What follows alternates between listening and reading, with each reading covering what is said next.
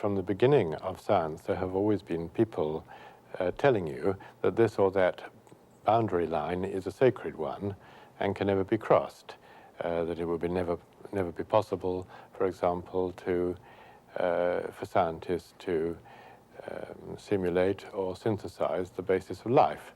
Not very long ago, the first complete gene was synthesized in the laboratory. This vitalist attitude of uncrossable frontiers is behind the question of whether there are human mental abilities which could never be simulated. I personally see no more reason now to be discouraged by this vaguely expressed feeling than scientists have been in the past. It is a computer scientist, Joe Weizenbaum, who is now the most outspoken critic of artificial intelligence. His own program, called Doctor, gave rise to his first doubts. The program parodies a psychiatric interview. The patient, here Weizenbaum, types in a complaint, and the program, in the role of psychiatrist, responds. The program became a plaything at MIT.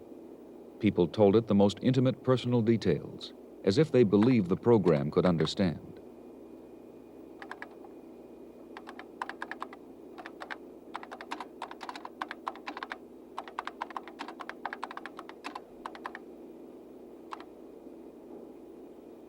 But in fact, the program doesn't understand anything. Well, I would deny that there's any important sense, non-negligible sense, in which the program understands. It certainly creates the illusion of understanding. There's no question about that. But we have to understand that illusion is an attribution that the person conversing with the program contributes to the conversation. It's not a function of the program itself. The program simply detects key phrases and makes routine transformations, such as turning the word I into you. When it doesn't recognize anything, it responds automatically, "Please go on."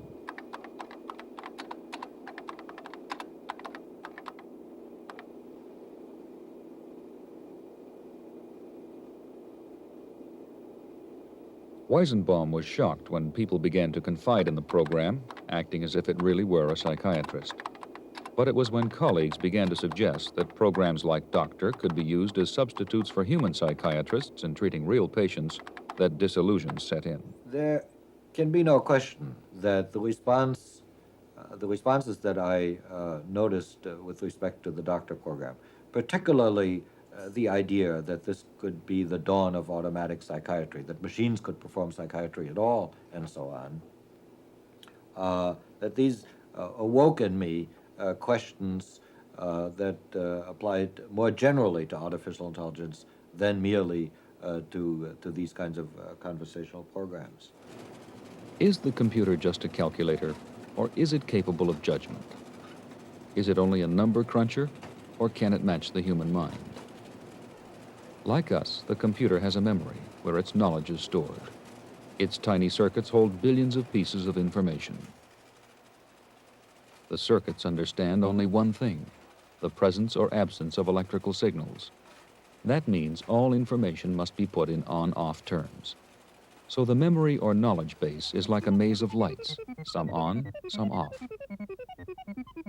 Like the dots and dashes of Morse code, the arrangement of the lights can represent numbers, letters, even words. This particular knowledge base contains information about television programs.